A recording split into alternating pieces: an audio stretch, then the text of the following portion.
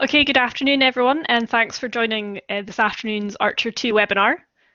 So today's topic is on plans for public outreach and public engagement for the ARCHER2 service.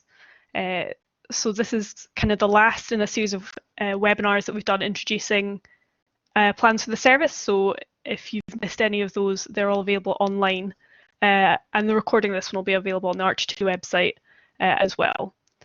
I'm Jane Kennedy. I'm an applications consultant with EPCC, and I'll be function lead for ARCHER2 outreach for the duration of the service.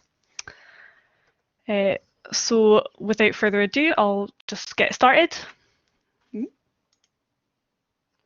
Okay, so quick overview of what I'm going to talk about this afternoon. So I'll start by stating what the aims are for the ARCHER2 outreach programme. I'll introduce the team that will be bringing the programme to life. I'll talk about our plans for activities that we'll be doing aimed at young people, aimed at children, and I'll spend some time introducing materials that we have for that purpose at the moment. And finally, I'll talk about plans for a new thing we're going to do. So that's outreach targeted specifically at adults for lifelong learners. Okay, if anyone's got any questions, please feel free to pop your hand up and I can take the time to answer them. There's also the chat function at the bottom right of Collaborate, so you can put your questions in the chat as well. And I'll maybe get to them later on in the time. Okay. So our aims with the ARCHER2 outreach are to provide an engaging, innovative and diverse programme of outreach and public engagement activities. And this will be UK-wide since we are a national service for across the UK. It'll be a mixture of in-person, COVID dependent, and online materials that people can use. And the programme will be as inclusive as possible. So as I mentioned in the overview, kind of targeting a wide range of ages, hopefully appealing to people with different interests, and delivering it through various different media, so that there's something for everyone, hopefully. That's our plan. And also to make as much as possible openly available online for people to look at whenever they like. So that's the aims for the next 5 years or so for the ARCHER2 service. So I just wanted to talk briefly about the team that we have that will be delivering this programme. So the outreach will be delivered by the existing EPCC outreach team. So this is approximately 20 staff that we have that are actively involved in delivering outreach for the centre. So within those kind of 20 people, we're all at various stages in our career. Everyone has different research interests within the field of HPC, which I think reflects the kind of diversity of what we do in HPC and computational science as a career. And we've all had different paths to where we are today. So we've got people from physics backgrounds, chemistry, even modern languages and classics as well. So I think that puts us in a really good place to talk to people about getting careers in computational science and the different routes that you can take, and also answering the sort of diverse range of questions that we might get from the public about what we do. Everyone in the outreach team kind of participates in outreach in addition to their day-to-day responsibilities at EPCC, whether that's in the applications, systems, or operations group within the centre. So I think this demonstrates how passionate they all are about delivering outreach, that they make time to do this with all the other things that they've got to do. Many are also STEM ambassadors as well. So a really great team that we've got participating in this, And for us, ARCHER2 is an opportunity to continue doing what we're doing, but doing it at scale. As I mentioned, this is going to be a UK-wide programme, so it's an opportunity for us to do outreach across the country and to target larger events than we might otherwise be able to do. So very exciting for us. So moving on from the team and talking about our plans for the programme. So the I guess largest part of the upcoming programme is targeted towards young people and children. So first of all, I'll talk about our commitment for events during the ARCHER2 service. So we have committed to participating in 3 large science festivals each year. So in the past ones we've attended are Big Bang Fair in Birmingham, which in 2019 had 80,000 visitors. Edinburgh Science Festival, which in 2019 had 175,000 visitors across 2 weeks. So that's visitors from all across Scotland. And New Scientists Live in London at the Excel Centre in 2019 had 40,000 visitors. So you can see through these 3 events, we have quite a good geographical spread and the opportunity to reach a large number of people. In addition to those 3 events, we've committed to doing 10 smaller events and school visits per year as well. So again, these will be dispersed across the UK. We're going to look into the possibility of if we can co-locate these with the ARCHER2 training programme, which we've also committed to doing with a good geographical spread, so that would ensure that we're doing the same with outreach. There's also loads of smaller local festivals across the UK, and the STEM Ambassador Network and Hub can show us where there's events, where there's demand for public engagement such as this that we can do. So lots of opportunities there. So that's the events we've committed to for each year. And as I said, this is quite a significant proportion of the programme in terms of outreach. So for staffing, materials and travel, this is quite a large part of what we'll be doing.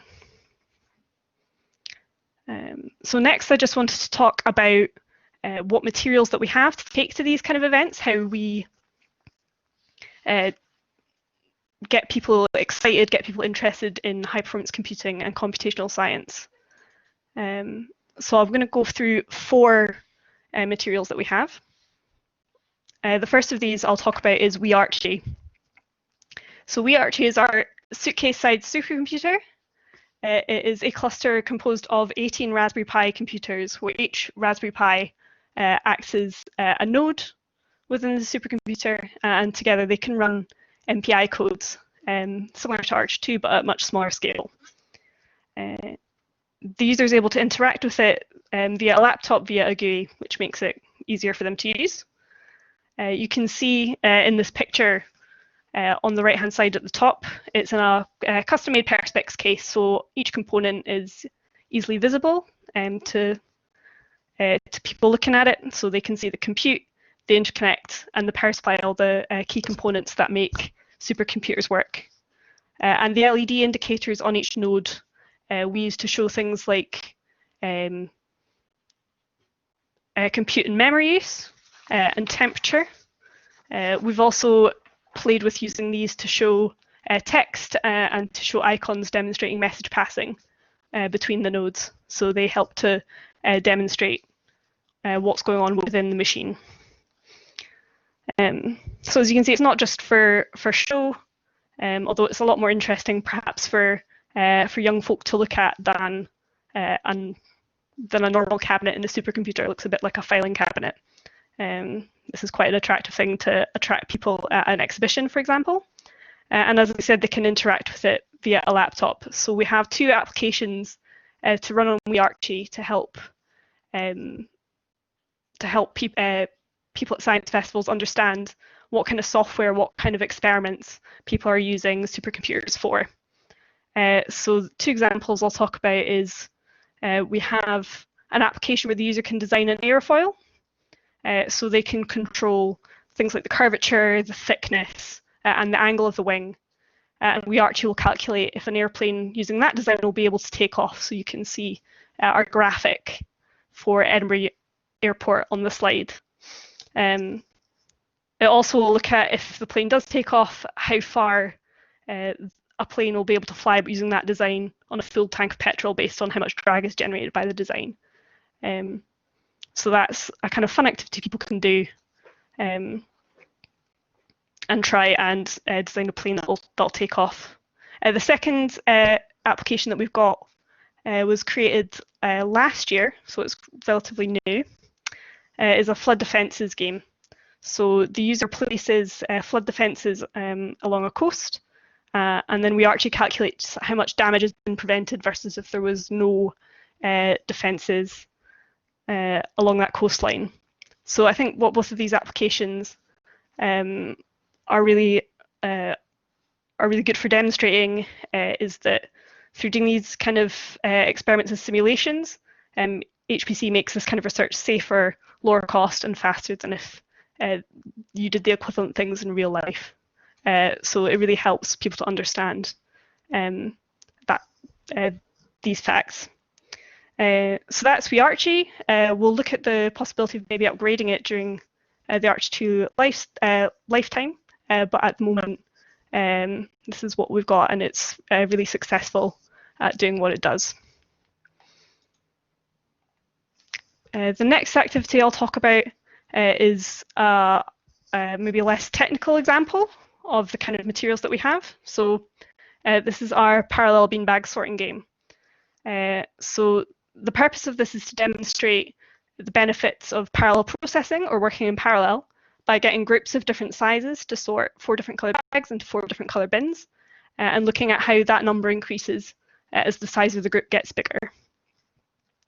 So you can see in the image on the right-hand side of the slide that you can, in, for example, a science festival setting, mark team scores on the graph. So you have number of people sorting along the x-axis and number of items sorted on the y. And it's a nice clear visualization of how the amount of work thing can get done in a fixed amount of time can increase with the number of people. Because it requires a group to play, it works really well with families and with school groups. And I guess the sort of competitive nature of wanting to sort more than other groups gets people really excited, gets people really involved. This one's really popular. And I think is a really good way of explaining parallel processing in a non-technical way, which maybe helps people who might otherwise be put off by the technical aspects kind of understand a bit more about how supercomputers work and what we do. So those 2 examples are the kind of thing that we would take to an exhibition or a science festival setting. We have materials that are more geared towards a workshop setting as well. So one of those that we've done at Edinburgh Science Festival in the past is a Build a PC workshop. So this is a workshop that works well with around 20 people. It takes about an hour to do. So we have a collection of old workstations that we can take apart at the beginning of the workshop, and then we work with the group. The group gets split into pairs, working with a single workstation between them, and we use the workshop to show them how to fit it back together. So this is an opportunity to show participants what the inside of a computer actually looks like, what the components look like, which they might never have had a chance to see before, and explain their role piece by piece and how they work together. It sounds quite complex and quite technical, but if you have little kids working with parental supervision and you keep your explanations nice and simple, then it can work really well for younger audiences as well.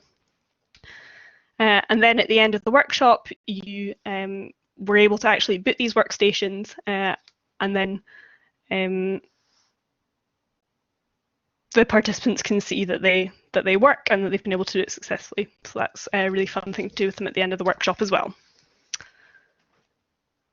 And then finally, the final materials I want to talk to you about is we're very fortunate that having been around for a long time, EPCC has a collection of nodes and boards from HPC systems that we've hosted over the last 30 years.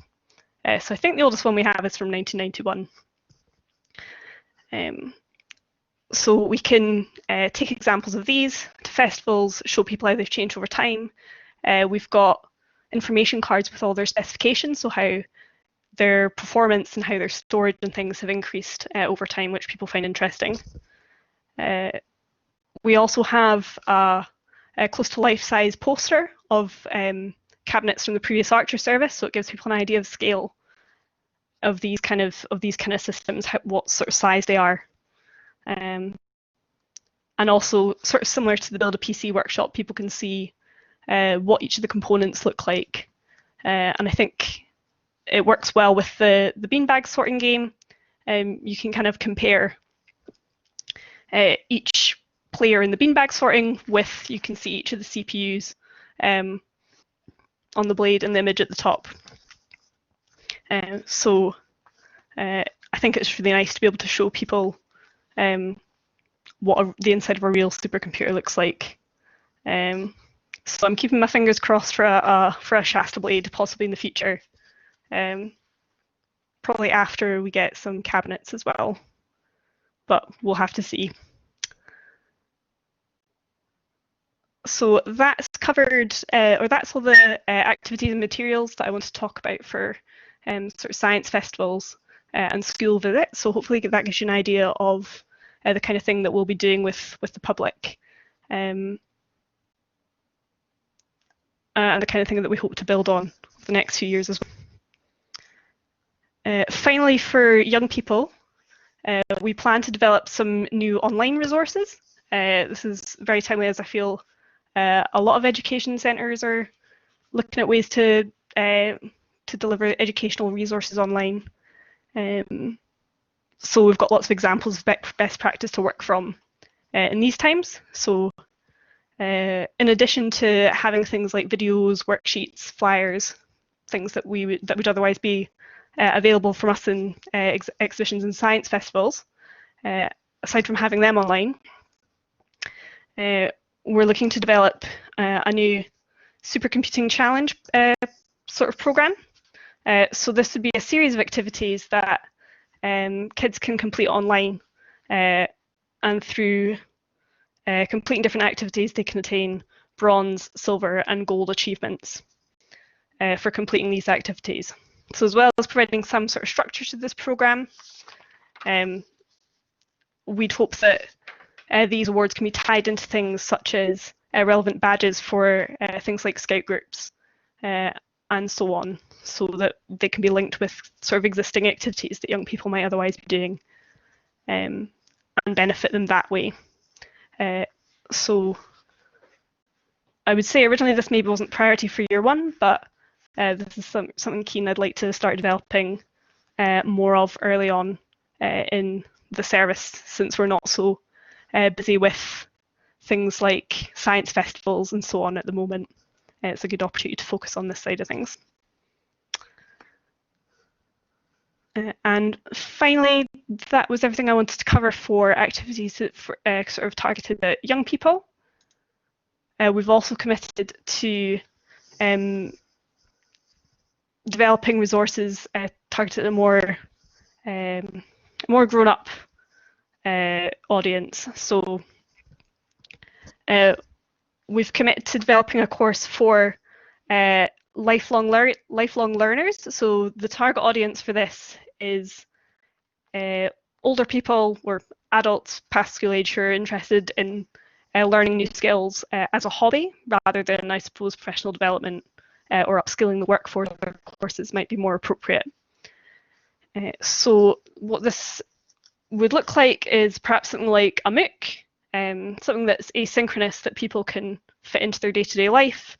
They're scalable and they're quite straightforward to repeat once the materials have been created, once it's been set up. So EPCC have experience of running a MOOC in the past, Intro to Supercomputing. I saw in my Archer newsletter earlier today that I believe it's actually running again later, or it's starting to run later this month on the FutureLearn platform. However, it'll be probably quite different to this. Is the idea with the course for lifelong learners is it would be geared towards, or at the end they'd be in a position to doing the ARCHER2 driving test. So the ARCHER2 lifelong learning materials would be, I guess, more technical than this example. So we'd be building on our experience running this MOOC in the past. We also have lots of experience delivering carpentry style courses and introduction to HPC style courses. So all of this experience can feed into to this new course. As I said, we'd hope that when people complete this, they'd be in a position to do the ARCHER2 driving test. And ideally, we'd like to have the possibility of community projects, so people coming with projects they'd like to work on using ARCHER2 that will benefit their community, that we as the outreach team can support them with from the technical side if they need it. So that was everything I wanted to cover today for those. So just to summarize, we've made a commitment to do 3 large science festivals and 10 smaller events or school visits across the UK each year. I've talked about some of the materials that we have are sort of tried and tested. Outreach portfolio plus a bit about some new things we'd like to develop. We're going to have materials, old and new, available on our website on demand, on the ARCHER2 website, and we'll have targeted towards the lifelong learner audience a new course available with the possibility of doing community projects afterwards. So that was everything I wanted to cover in my intro to Archer outreach. I hope it's been, or ARCHER2 outreach, I hope it's been interesting. If anyone has any questions, we've got plenty of time, so please feel free to unmute yourself and ask, or pop them in the chat, and I can hopefully answer those for you. I apologise for choking in the middle of my webinar as well. Okay, so Adrian's asking if there's anything, any plans to do anything joint with Tier 2 systems, which is a really good question. So Tier 2 systems are also distributed across the UK. So that is something we've been thinking about, is linking up with them or using their contacts to access events or to make connections with schools in their local areas.